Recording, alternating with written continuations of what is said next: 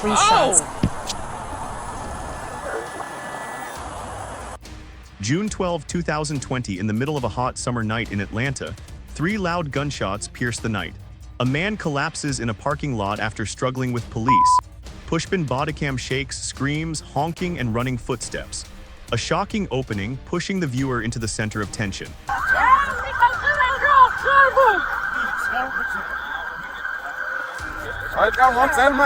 Minutes after the shooting, the scene was silent, except for the flashing red lights and the urgency of the last breath. Pushpin, the police knelt down beside the motionless body, bandaged and performed chest compressions. But the feeling of being late made the viewer choke.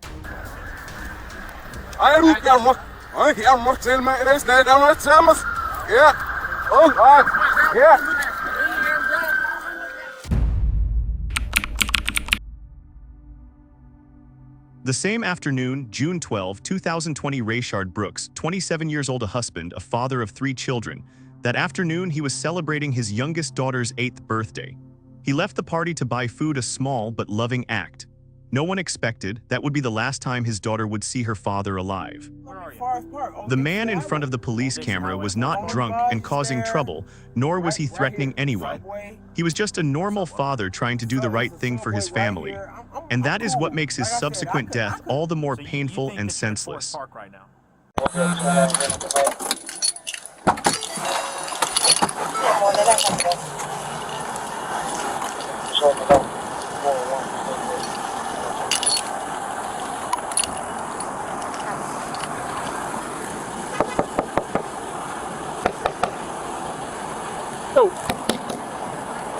Yo, what's up, my man? Hey, what's up, man? Hey, sir. You right? You're sitting in the drive-thru line here. Around 10:10 p.m., Officer Devin Brosnan was the first to arrive. A light-hearted conversation began. Nothing serious seemed to be happening. Pushpin, the interaction was polite, non-violent, but it was the seed of tragedy. What's up? So you're parked in the drive-thru line. You're blocking traffic here. The 911 call at 10:00 p.m., a routine action, but the first domino. Okay, Tim, what's going on? I have a car. I think he's intoxicated. He's in the middle of my drive-thru.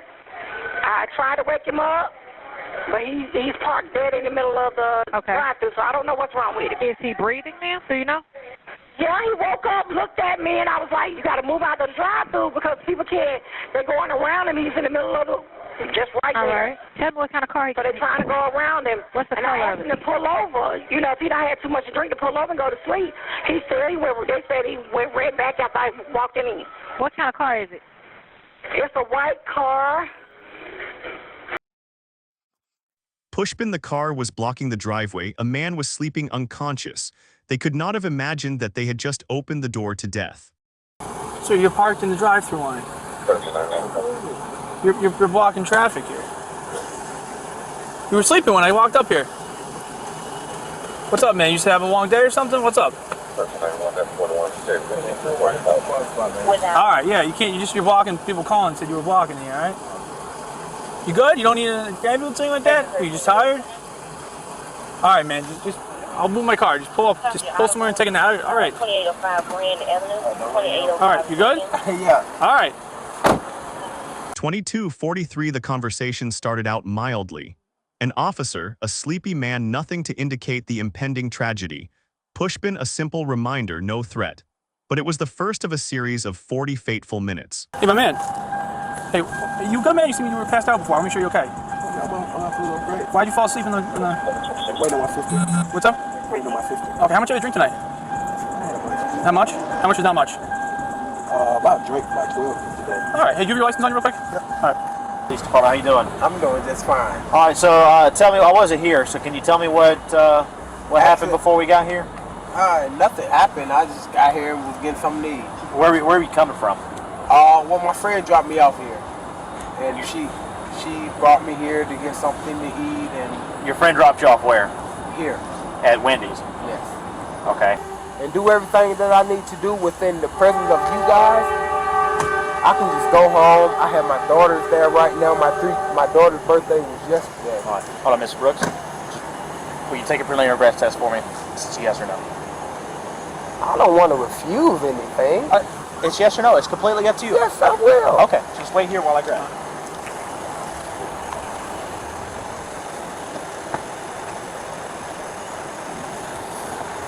Oh, man. So, just trying to make sure, man, you're safe to drive, that's all. I know, man. I just... You scared me a little bit because you were sleeping in there, so that's, why I was making sure you're okay. And then that's... I know. You just doing your job. All right, just take a deep breath in.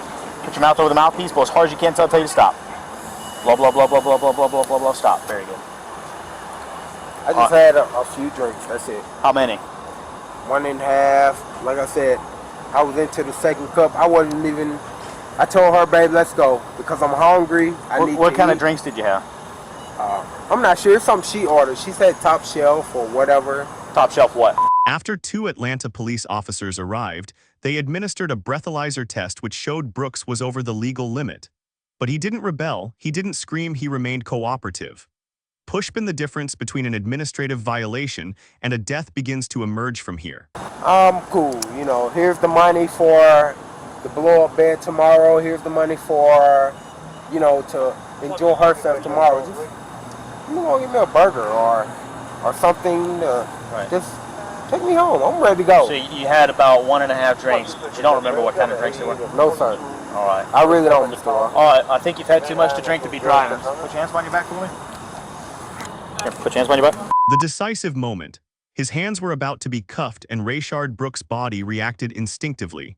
Pushpin from cooperation to resistance in a matter of seconds. The sudden emotional break left viewers stunned.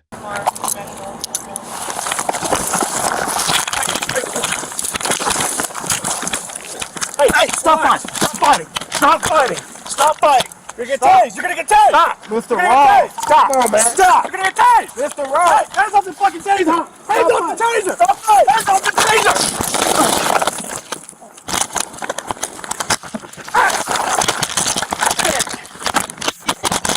The camera flipped, the stop fighting was heard. A man resisted, 2 policemen pressed down. Pushpin the camera fell just as the police's sense of control was slipping away.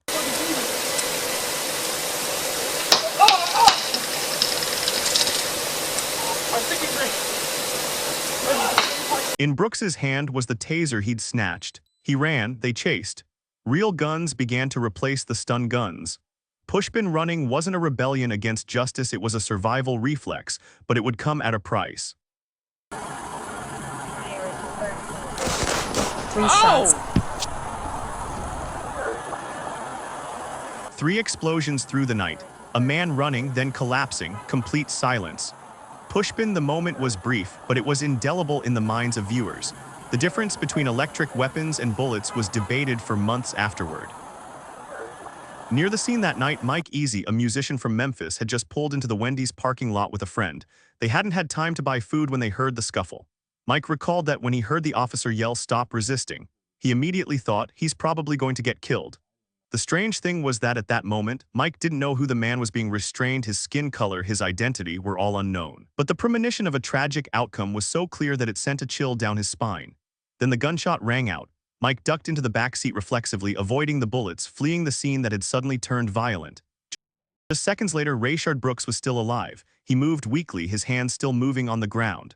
But for more than 2 minutes after the shot, no officer approached to provide first aid. Garrett Rolfe, the shooter, returned to the car. Slowly put on gloves, then returned to the scene with a medical bag. As CPR was performed, Brooks' body went still. In the eyes of witnesses, that silence was a big question mark about morality and the duty to save lives. Soon, more patrol cars arrived. The officers who arrived only had time to see a man lying on the ground with a taser dropped next to him. They had no idea what had happened, only to hear the radio blaring, "Shots fired, officer needs help." Minutes later at the hospital, Rayshard Brooks was pronounced dead. 2 bullets to the back had ended the life of a father. The question remains, was it worth it? After the shooting, a few minutes after 23:30. Yeah. When the bullet hit the car, did you think you might have been shot? We didn't know the bullet hit the car till we left. I smelled gun smoke. I was back there smelling gun smoke. I don't know if it was the fiberglass from the vehicle, but I smelled gun smoke while I was down the whole time. So, I mean, that whole situation just was terrible to me. Like, I ain't expected. I promise it was the last thing I expected. As he left the scene, Mike said he discovered a bullet had entered the side of the car less than a foot from where he was sitting. He smelled the acrid smell of gunpowder and shivered, knowing he had almost become a victim. Pushpin, a stray bullet, a seemingly small detail, but evidence of the danger of shootings in residential areas.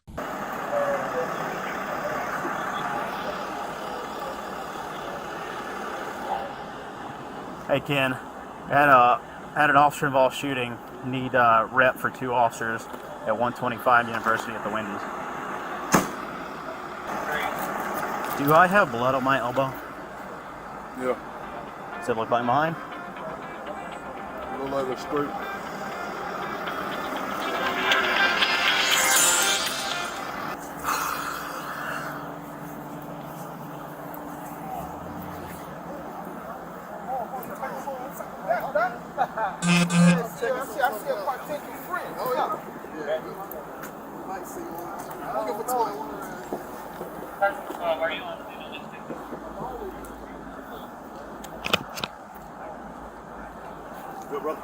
Yeah.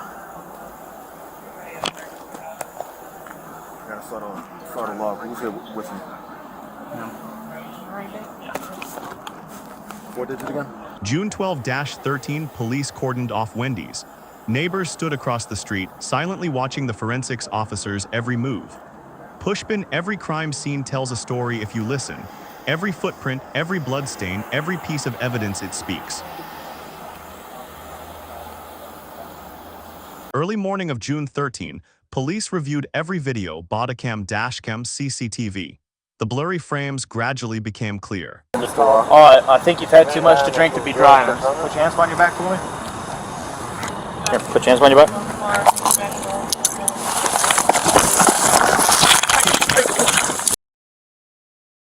Technology becomes a silent witness.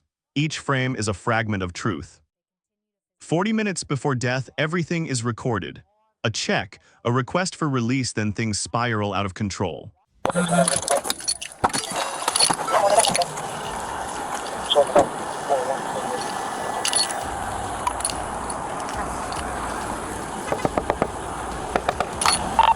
to detective radio. If I could get a DUI certified officer to my location, which is, hold on a second.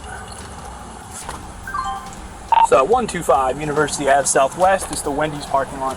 Hey, what's going on? So found him passed out in the parking lot. He's sitting here. So he was in the drive-thru? Yeah.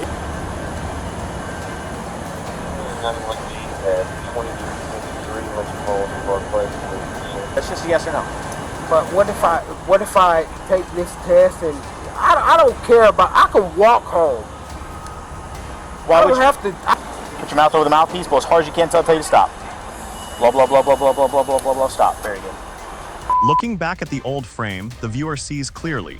Things could have been different if either side had chosen a different decision. Atlanta was heating up. Protesters were gathering. They were angry not just about the deaths, but about the repetition of an all-too-familiar scenario. This is no longer a case of one man, it has become a symbol of the system. A few weeks after the incident, the hearing was online. He did not speak, neither confirmed nor denied.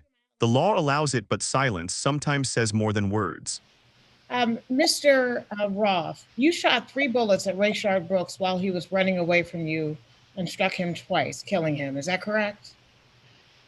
I wish to assert my rights under the 5th Amendment of the United States Constitution, the Georgia Constitution, and state law, and I will not answer that question. And at the time you shot Rayshard Brooks, the taser 7 he was holding had already been deployed twice and had no more cartridges that could have caused harm. Is that correct? I wish to assert my rights under the 5th Amendment of the United States Constitution, the Georgia Constitution, and state law, and I will not answer that question. A confession can save a life. A silence can be strategic or a sign of guilt. At the same hearing, Rolfe talked about his achievements and his ideals as a police officer. But he never said anything about the moment he pulled the trigger. Thank you. Officer Rolfe, can you tell us at what age you entered the Atlanta Police Academy? I was 20 years old. And why didn't you go to college? Why did you go to the police academy instead? I was actually in college when I got hired by the Atlanta Police Department, but I knew from a very young age that being a police officer is what I wanted to do. And how did you succeed in the police academy? I graduated top of my class as valedictorian. And how many people were in your class? I believe we started with 53. And how many finished? 26. Now, when you graduated as valedictorian in the traditions of the City of Atlanta Police Department, does that give you a right to choose your zone? It does. And you chose Zone 3? Yes, I did. The courtroom is not an ideal place for retelling. It is a place where truth meets consequences. In August 2022, 2 years after the fateful night, Rayshard Brooks' family received a statement that dashed any remaining hope. After a lengthy investigation, prosecutors had concluded that no criminal charges would be filed against the 2 police officers involved in the shooting. After a comprehensive review, they said. But for Brooks' mother and his wife Tamika, the statement was nothing more than a new sentence, this time on faith. Tamika could only bow her head and cry, while his mother silently shook her head, unable to understand how her son's death could be so easily overlooked. At a hearing in June 2020, Garrett Rolfe, the officer who fired the shots, appeared on screen, his face calm. No handcuffs, no signs of anxiety. He only talked about where he wanted to live, the Zone 3 area where he used to work. But Rayshard Brooks had nowhere to go, no tomorrow to hope for. In July 2020, just weeks after the funeral, Brooks' family was in pain. The words he had spoken in a personal interview that he wanted to rebuild his life, that he wouldn't give up, now echoed like a last wish. It puts us down at a lowest point in life, you know, of going out trying and just get knocked right off, you know, cut short, bam, that's that quick. A lot of things, it just has caused me to be behind, but here yet, I'm trying. You know, I'm not the type of person to give up, you know, and I'm gonna keep going until I make it to where I want to be. A man who had struggled to move forward was finally stopped by 3 gunshots in the middle of the night. On June 13, 2020, just hours after the shooting, an angry mob burned down the Wendy's restaurant where Brooks was shot. The fire not only destroyed a building, but also ignited the anger of a community. They didn't burn it for food, they burned it because it had become a graveyard without prayers. Back at 11:10 p.m., on June 12, 2020, a 911 call was made. "I think someone's sleeping in the lane." An innocuous statement, but one that set off an irreversible chain of events. The final words on that call were, "Shots fired." A few months before the incident, Rayshard Brooks had looked into the camera and said he wasn't giving up, that he was going to keep trying. And he did not with his feet, but with his memorial photo. From an anonymous parking lot, his death sparked a question that has gripped America. How much is a black life worth after all? The ultimate message is not about the verdict, it's about how society learns to listen. Not every scream is a protest. Sometimes it's a cry for help, and if left unheard, it becomes the eternal echo of a forgotten soul.